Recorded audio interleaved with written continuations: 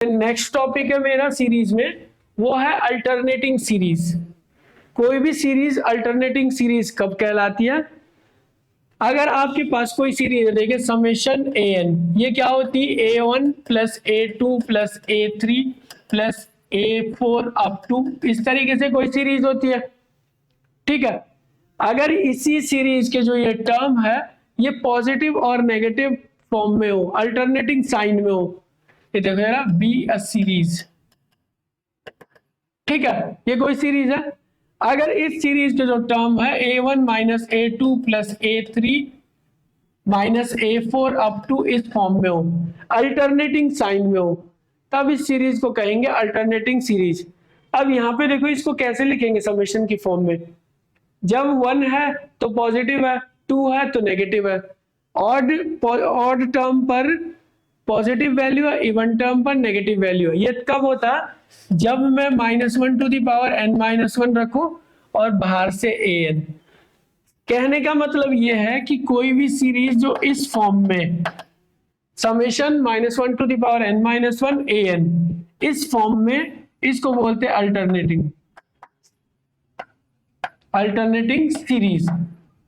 जैसे आपने देखा होगा summation -1 to the power n, ये एक अल्टरनेटिंग सीरीज है। Summation -1 to the power n upon n, ये एक अल्टरनेटिंग सीरीज है। जहां पे भी -1 लग गया उसकी पावर n है, समझ लीजिए कोई अल्टरनेटिंग सीरीज है, ठीक है। इसको आप n-1 में भी कर सकते हैं, तब भी कोई ज्यादा फर्क पड़ेगा नहीं, ठीक है। तो इस तरीके से जैसे summation -1 to the power n-1 upon n to the power p, ये सारी की सारी अल्टरनेटिंग सीरीज है।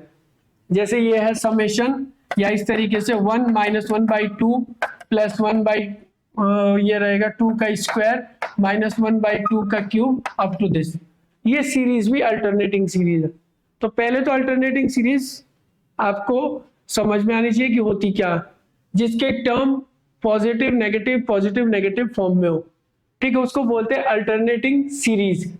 अब अल्टरनेटिंग सीरीज की कन्वर्जेंसी और डाइवर्जेंसी के लिए एक टेस्ट होता है जिसको बोलते हैं लेबनीज टेस्ट। लेबनीज टेस्ट से किसी भी अल्टरनेटिंग सीरीज की कन्वर्जेंसी और डाइवर्जेंसी चेक की जा सकती है। लेबनीज सीरीज होती क्या? बेसिकली लेबनीज थ्योरम क्या होती है अल्टरनेटिंग सीरीज के लिए? If summation -1 to the power n-1 an be an alternating series, ठीक है। सबसे पहले आपके पास summation -1 to the power n an जो है वो अल्टरनेटिंग सीरीज होनी चाहिए। एंड इफ, पहली कंडीशन क्या होगी? जो अल्टरनेटिंग सीरीज में जो सीक्वेंस है an, समेशन an, ये क्या होना चाहिए? इस पॉजिटिव टर्म सीक्वेंस।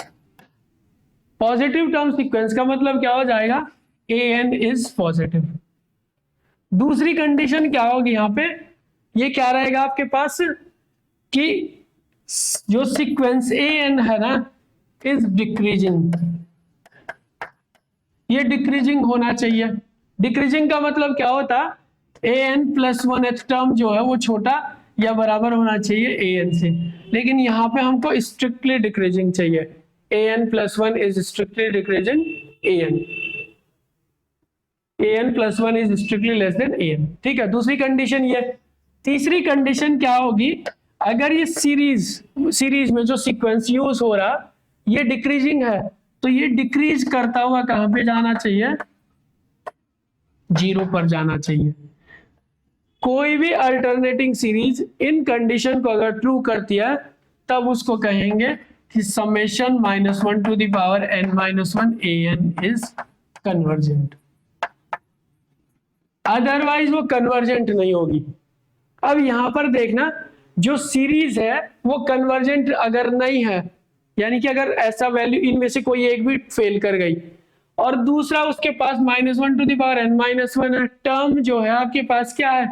अल्टरनेटिंग है, तो कभी भी वो डाइवर्जेंट नहीं होगी, तब वो ऑक्सिलेटरी फाइनाइट और ऑक्सिलेटरी इनफाइनाइट होगी। यानी कि अगर मैं लेबनीज टेस्ट अगर फेल हो जाता तो मेरी जो अल्टरनेटिंग सीरीज है वो डाइवर्जेंट ना होकर ऑक्सिलेटरी फाइनाइट और ऑक्सिलेटरी इनफाइनाइट हो जाएगी। यानी कि कह दो if at least one of the above condition is not true, this will imply summation -1 to the power n minus 1 an is not convergent। और नॉट कन्वर्जेंट का मतलब क्या होता है? आइदर डाइवर्जेंट और ऑक्सिलेटरी फाइनाइट इनफाइनाइट। ठीक है, not convergent, this will imply summation -1 to the power n minus an is either ये क्या हो जाएगा? ऑक्सिलेटरी फाइनाइट और इनफाइनाइट। इस तरीके से आप इसकी बात करेंगे, या तो ऑक्सिलेटरी फाइनाइट होगी या ऑक्सिलेटरी इनफाइनाइट। जैसे एग्जांपल में देखो, यहाँ पे एक सीरीज है मेरे पास। सीरीज क्या है? Summation -1 to the power n minus 1। ये सीरीज कन्वर्जेंट होगी या नहीं होगी? अगर आप यहाँ पे an देखो, इसके साथ तो 1 है, an is 1, जो कि क्या आपके पास क्या कांस्टेंट सीक्वेंस है। कांस्टेंट सीक्वेंस मोनोटोनिकली इंक्रीजिंग और डिक्रीजिंग होता है, लेकिन स्ट्रिक्टली नहीं। ठीक है, an plus 1 is not less than an, क्योंकि an प्लस 1 भी 1 ही आएगा। इस सीक्वेंस में n की जगह n प्लस 1 रखोगे तो भी 1 ही मिलना, इज लेस देन 1, जो कि नहीं होता। This will imply not convergent. अगर ये कन्वर्जेंट नहीं है फिर तो क्या होगा? उसके लिए क्या देखते हैं आप? इसकी एसओपीएस बनाते हैं। एसओपीएस का मतलब क्या हो जाता है? Sequence of partial sums, SN, जो कि क्या होती है? S1 S2 S3 up to ये रहता है आपके पास, जिसमें जो S1 होता है वो सीरीज का पहला टर्म, S2 क्या होता है? सीरीज के 2 टर्म का सम, S3 क्या होता है? सीरीज के 3 टर्म का सम। अगर इसमें मैं देखूं यहाँ पे इसका एसओपीएस अगर आपको बनाऊं तो ये क्या आता है? यहाँ पे देखना, A1 इक्वल टू कितना होगा यहाँ पे? इसमें an में अगर यहाँ पे देखें A1 इक्वल टू इस पूरी सीरीज में, जब ये तो बात हो गई कि कन्वर्जेंट नहीं है, कन्वर्जेंट तो नहीं है, लेकिन उसकी कन्वर्जेंट ना होने का मतलब ये नहीं कि जरूरी है कि वो डाइवर्जेंट हो। तो उसके लिए हम सीरीज को लेते हैं। सीरीज क्या थी हमारे पास? सीरीज में जो an originally -1 to the power n minus 1, तो जब मैं 1 रखता हूं तो ये मिलेगा आपको क्या? 1 पर 1 देगा, 0 हो जाएगा डिग्री तो 1। A2 कितना हो जाएगा? -1। A3 कितना हो जाएगा? +1। ऑड टर्म में +1 देगा, इवन में माइनस। A4 इक्वल टू कितना हो जाएगा? -1। ऐसे चलते रहेगा। तो S1 कितना आएगा इसका? 1। S2 कितना हो जाएगा? A1 + A2 1 - 1 0। S3 कितना हो जाएगा? 1 - 1 + 1 = 1। ऐसे ये चलते रहेगा। तो जिसका SOPS बनता है ना, SN sequence of partial sums, वो बनता 1 0 1 0 अप टू इस तरीके से। इस सीक्वेंस की जो रेंज है वो बनती 0 और 1। कोई भी सीक्वेंस इसकी रेंज फाइनाइट आ रही है वो ऑक्सिलेटरी फाइनाइट सीक्वेंस होती है। इसका मतलब है कि ये ऑक्सिलेटरी फाइनाइट सीक्वेंस है। आपने इस तरीके से देखना, ठीक है। तो ये आपके पास एक रिजल्ट है, इसको इस तरीके से याद रखें। अब लेबनीज टेस्ट में कुछ कन्वर्जेंस सीरीज देखें, जैसे ये है summation -1 to the power n -1 upon n। ये सीरीज है मेरे पास, इसकी कन्वर्जेंस और डाइवर्जेंस चेक करनी मुझे। तो यहाँ पे मैं इसको ऐसे लिख सकता हूँ -1 to the power n -1 into 1 upon n, ठीक है। यहाँ पे जो an है वो है 1 अपॉन n।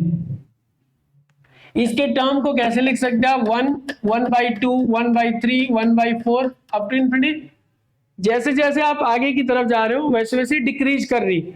आप ये देख लीजिए n+1 क्या होता है? हमेशा बड़ा n से। इसका रेसिप्रोकल कर दीजिए, n+1 is less than 1 upon n हो जाएगा। तो यही तो an+1 है और ये an है, तो डिक्रीजिंग हो गई। अब आपको देखना है कि limit n tends to infinity करने के बाद 1 अपॉन n कितनी वैल्यू देता? ये तो 0 देता। तो लेबनीज टेस्ट, लेबनीज की सारी कंडीशंस ट्रू कर दी। इसका मतलब है summation -1 to the power n -1 upon an is convergent. ये भी मोस्ट इंपॉर्टेंट सीरीज रहती, इसकी कन्वर्जेंसी पूछी जाती है। ठीक है, अब यहीं पे एक इसी के जैसे सीरीज अगर मैं दूसरी लिखूं, एक सीरीज है मेरे पास summation -1 to the power n -1 upon n to the power p। p test में अगर आपने देखा होगा तो summation 1 upon n to the power p is greater than 1 के लिए क्या होती कन्वर्जेंट। अब यहाँ देखिए क्या यहाँ पे वैसा ही होगा। ठीक है, तो जब मैं इसको देखता हूं तो summation -1 to the power n -1 upon this, ये क्या मेरे पास an, यानी कि जो सीक्वेंस जुड़ा है इसके साथ। ठीक है, 1 upon n to the power p, जैसे अगर आप p की कोई भी वैल्यू रखोगे यहाँ पे तो ये क्या हो जाता, p इज ग्रेटर देन 0 के लिए, p इज ग्रेटर देन 0 के लिए नीचे ही रहेगा, नेगेटिव रखोगे p की वैल्यू तो ऊपर चला जाएगा। p इज ग्रेटर देन 0 के लिए क्या हो जाएगा, an इज डिक्रीजिंग। उसका कारण क्या, जैसे अभी हमने पीछे 1 अपॉन n देखा, सेम वैसे ही डिक्रीज करता जाएगा। p की कोई वैल्यू रखो जैसे 2 3 4, ठीक है, तो वैल्यूज क्या होंगी, घटती जाएंगी, जैसे जैसे डिनोमिनेटर बड़ा बनता जाएगा तो वैल्यूज घटती जाएंगी, डिक्रीजिंग हो जाएगा। अब जब limit n tends to infinity लगाओगे 1 upon n to the power p में, क्योंकि p पॉजिटिव है तो 0 आ जाएगा। तो जो ये सीरीज होती है ये p इज ग्रेटर देन 0 के लिए कन्वर्जेंट होती है, ये याद रखें। ठीक है, इस तरीके से आप सीरीज की कन्वर्जेंसी की बात कर सकते हैं। नेक्स्ट रहता है हमारे पास एब्सोल्यूट कन्वर्जेंट। एब्सोल्यूट कन्वर्जेंट का मतलब क्या होता है कि अगर हमारे पास कोई series summation -1 to the power n -1 an, जो कि क्या है आपके पास एक अल्टरनेटिंग सीरीज, ये क्या हो bn alternating series, alternating series. तो एब्सोल्यूट का मतलब क्या होता, परफेक्ट, यानी कि एब्सोल्यूट वैल्यू, पॉजिटिव वैल्यू, यानी कि मॉड लगा देते, एब्सोल्यूट का मतलब मॉड। तो अगर मैं इस सीरीज पे मॉड लगा दूं तो मॉड क्या कर देगा, जो पॉजिटिव टर्म था उसको तो पॉजिटिव रखेगा ही, जो नेगेटिव टर्म थे उसको भी पॉजिटिव कर देगा। तो यहां से मेरे को क्या मिल जाएगा, ये समेशन an। तो अगर ये अल्टरनेटिंग सीरीज है दे रखी और उसकी जो एब्सोल्यूट वैल्यू है इज कन्वर्जेंट, अगर ये कन्वर्जेंट आई तब आप कहेंगे कि जो गिवन सीरीज है इज कन्वर्जेंट, एब्सोल्यूट कन्वर्जेंट।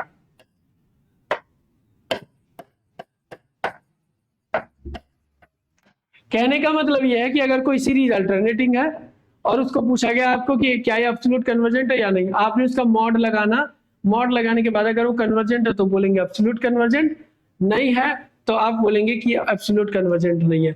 जैसे एग्जांपल देखो यहाँ पे, इसमें अगर मैं दिखाऊं आपको example, summation -1 to the power n -1 upon 2 to the power n, या इसको ऐसे भी लिख सकते हैं हम 1 upon 2 minus 1 upon 2 square plus 1 upon 2 cube minus 1 upon 2 की पावर 4 अप टू इंफिनिटी। ये है आपके पास सीरीज। ठीक है, अगर इसकी कन्वर्जेंसी और डाइवर्जेंसी चेक करते हैं आप तो ये कन्वर्जेंट आती है, क्योंकि जो अगर हम लेबनीज टेस्ट से जाते हैं तो -1 टू द पावर n -1 है, 2 टू द पावर n है, तो ये an है, एक ज्योमेट्रिकल सीरीज है। ठीक है, ज्योमेट्रिकल सीरीज क्या थी, कन्वर्जेंट, हमने क्लास 1 में भी देखा है ये, यानी कि जब भी मैं इसकी बात करता हूं तो ये कन्वर्जेंट होती है। कोई भी ज्योमेट्रिकल सीरीज जिसमें r लेस देन 1 होता वो कन्वर्जेंट होती है। तो यहां से मेरे को क्या मिल जाती है, ये कन्वर्ज करती है आपके पास। तो अब हम क्या कह सकते हैं इसमें कि ये लेबनीज टेस्ट से कन्वर्जेंट है। क्या ये एब्सोल्यूट कन्वर्जेंट होगी या नहीं होगी, उसको अगर हम चेक करना चाहें तो मेरे पास है summation -1 to the power n -1 2 to the power n।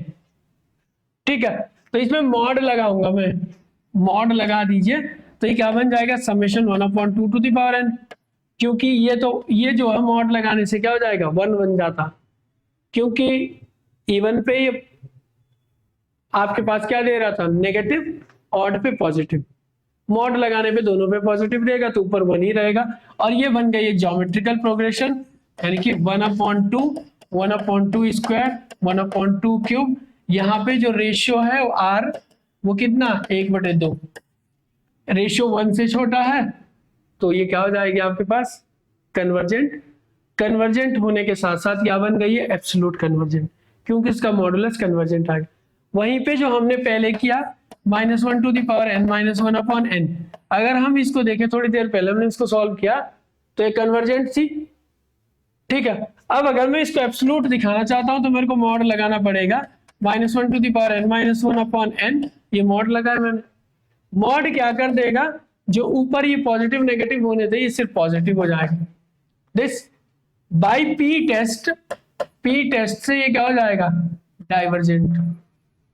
क्यों? क्योंकि p क्या है 1 है और 1 क्या है आपके पास less than and equal to 1 है, तो उसके लिए क्या हो जाएगा ये डाइवर्जेंट हो जाता। तो ये सीरीज जो है कन्वर्जेंट तो थी लेकिन एब्सोल्यूट कन्वर्जेंट नहीं है, not absolute convergent.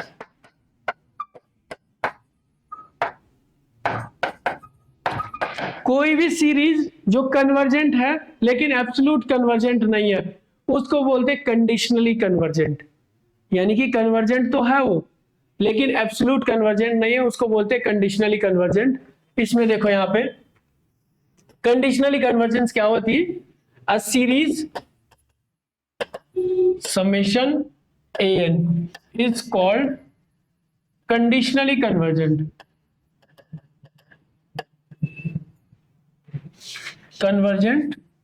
if summation an is convergent and summation mod of an is divergent। क्योंकि मॉड लगा दिया तो पॉजिटिव हो जाएगी तो डाइवर्जेंट, जैसे summation -1 to the power n upon n, ये क्या है कंडीशनली कन्वर्जेंट। उसका कारण क्या, जब मॉड लगाएंगे तो ये 1 अपॉन n हो जाती है, ठीक है। जैसे ये सीरीज है मेरे पास summation -1 to the power n upon n to the power p, ये क्या होती कन्वर्जेंट होती। कंडीशनली कन्वर्जेंट कब होगी ये कन्वर्जेंट, तो ये convergent for all p is greater then 0 के लिए होती है। बट जब आप इसको कंडीशनली कन्वर्जेंट कहेंगे तो क्या कब रहेगी, जब ये आपके पास इसकी जो एब्सोल्यूट वैल्यू होगी वो क्या ना हो कन्वर्जेंट ना हो। तो एब्सोल्यूट वैल्यू क्या आ जाएगी summation 1 upon n to the power p। p test से आपके पास ये कन्वर्जेंट होता है जब p इज ग्रेटर देन 1, ठीक है। लेकिन p इज ग्रेटर देन 1 से ये कन्वर्जेंट अगर आ गई तो एब्सोल्यूट कन्वर्जेंट हो गई, इसके लिए कंडीशनल नहीं रही।